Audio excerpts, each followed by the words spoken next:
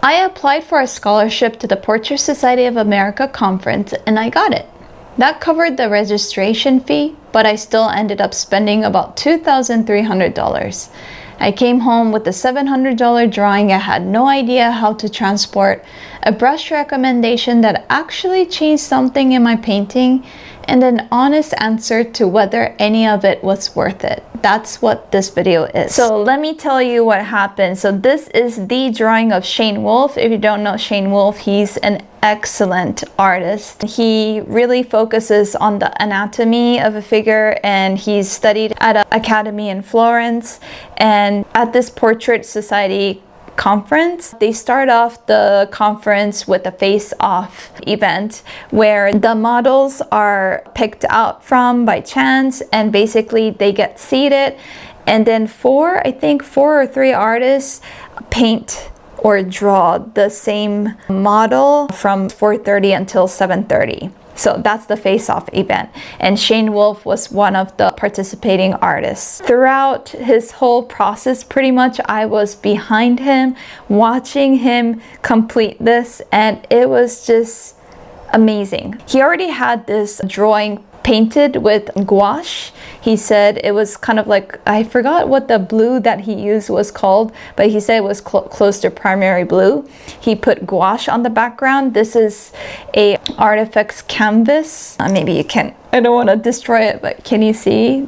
Yeah, it's like Artifacts canvas. It's called the Chart Panel 3. Yeah, and he has a Figure Society mark in the back. So basically he already had the gouache layer in the back, and then he worked with charcoal and pastels, and it was so fun because he would hear certain people tell him something or a thought in his head, and he would write those down, and he would also wipe his hands that are covered with charcoal on the side of the drawing, and it was just like very tactile, very raw. I loved the process from start to finish. So I was there the whole time. Now the next day came, and basically this was up for auction. So all the artists that participated for the face-off for that opening, all those works go up for auction, and you write down how much you would like to buy the piece of work. So of course, because I was there throughout the whole process, and he's one of the artists that I absolutely admire, I wrote my name and my bid, 700, and it turns out I got it. And then the next part came that I didn't realize that you had to pretty much pack it yourself. Now this is by no means like cheap for me. It was like a solid amount that I paid for. So I was expecting they were gonna pack it nicely for transport, but it wasn't in my head. I just went with my feeling that I really wanted to take this home with me. And basically when the auction was done, the lady that was taking care of it was like, okay, here's the box, and this is the only box we have. You have 5 minutes to take it. I was like, okay, and I didn't know what to do. So I went to Shane and I asked him, like, I even had to cut through him talking with another person, which I felt so bad, but because, you know, it was a time sensitive issue and I had to take the drawing, I was like, Shane, did you use fixative already? And I assume he didn't, because he probably was also flying in Georgia like I was, and you can't take a can of fixative or spray for that matter on an airplane, right? So he was like, no, I don't, but I can try looking around, asking people, and he was very helpful, but basically he didn't have it, right? So that just consumed my head. So this happened on Friday, and it was the end of Friday, but Saturday I had few sessions that I wanted to go to, but Saturday I had to fly and I had to leave for the airport in the afternoon. So this just consumed my head for, you know, the whole other end of the conference, and I really wanted to go to critique sessions, go to Shane Neal's explanation of the commissioning process and whatnot. So I just couldn't do it. I was like, I have to take this home and have it protected. One of the good things, and one of the things I explained in my other video about the Ali Cavanaugh's watercolor sessions, were that I bought this brush from Escoda on Blick online. It'll be like 190, but they have a vendor, like Blick Art was there, Michael Harding was there, Rosemary and Co brushes were there, and I got this for $145. So it's like a good deal to get stuff there. So that was nice. I went down there, I asked if they have any fixative because the charcoal can move, right? And they were like, no. And I was like, do you have glassine paper? They were like, no. I was like, okay.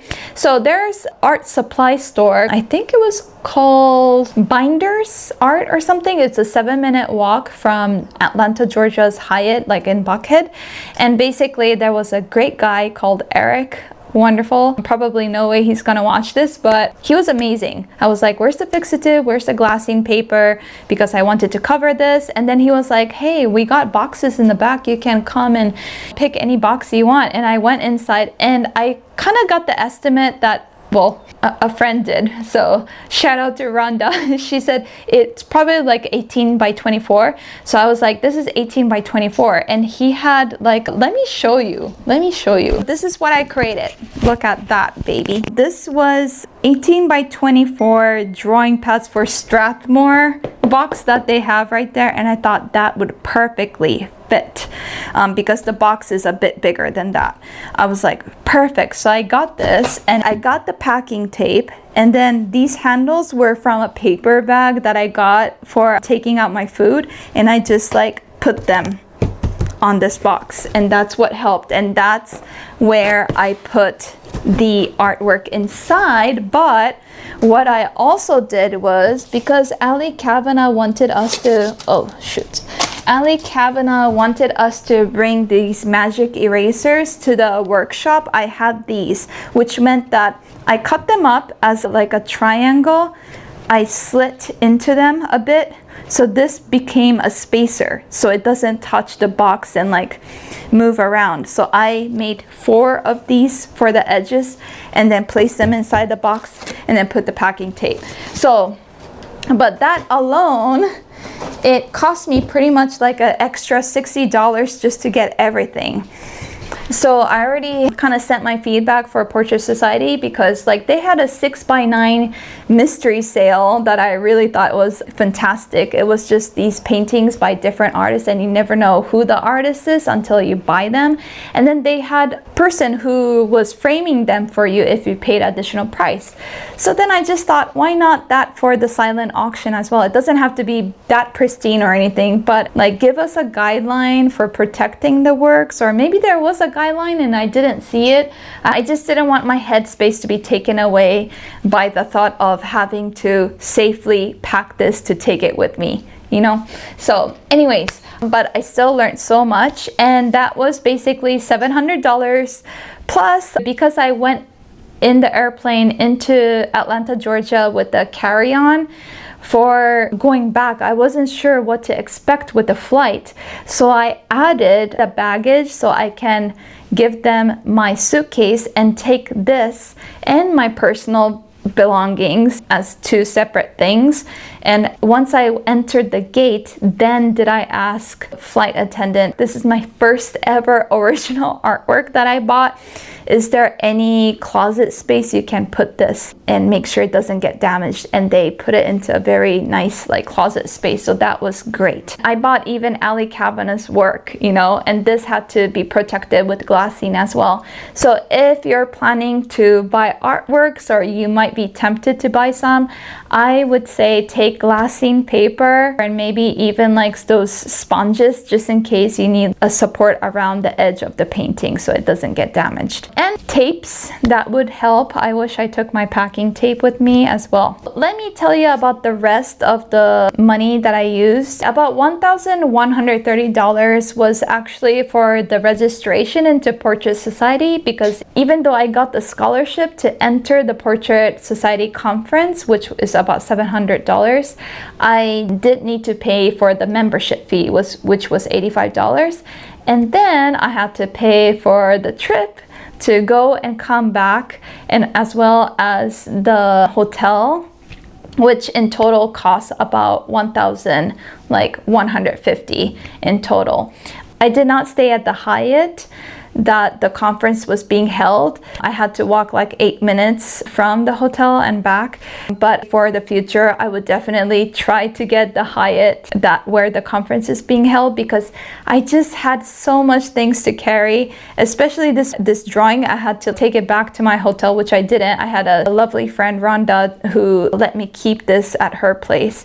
But I would say, even though it might be a bit on the pricey side, get the hotel at Hyatt. It would be so much better because you can just drop off your heavy art supplies and kind of move freely, and then go out with other artists you meet, and then go back to the hotel together. It's more safe and more convenient. I use about $700 in total when it comes to Ali Cavanaugh related, or even $800. The pre-conference workshop was roughly like $400. I bought a painting of Ali Cavanaugh, which added the amount, and as well as aqua boards and all the things that I had to get, and also the paintbrush. It kind of adds up to a total of like around $800. Then basically buying this drawing from Shane kind of added like basically $800 in total, because although the drawing itself was $700, I had to get the packing materials, and I also had to add my baggage to my plane. That's pretty much a total of $2,800 that cost me for like everything I spent, which is like crazy to think about. But was it worth it? Yes, absolutely. Like, whoa, thunder. Always have your note and your pencil and your business cards, because there were times when I had to reach in my bag, but because there were so many things, and although I did have my note, my pencil, my cards, it was hard to reach out, and I'll be like, oh, I didn't want the person standing in front of me to wait, so I'll be like, whatever. And then I just didn't give them the card. So there are moments like that. Put them in somewhere that you can easily grab. That's one of the key things. And if you're ever buying an artwork, be prepared. Think ahead. Don't be so intuitive as I was. Think glassine, packing tape, and fixative if it's a drawing.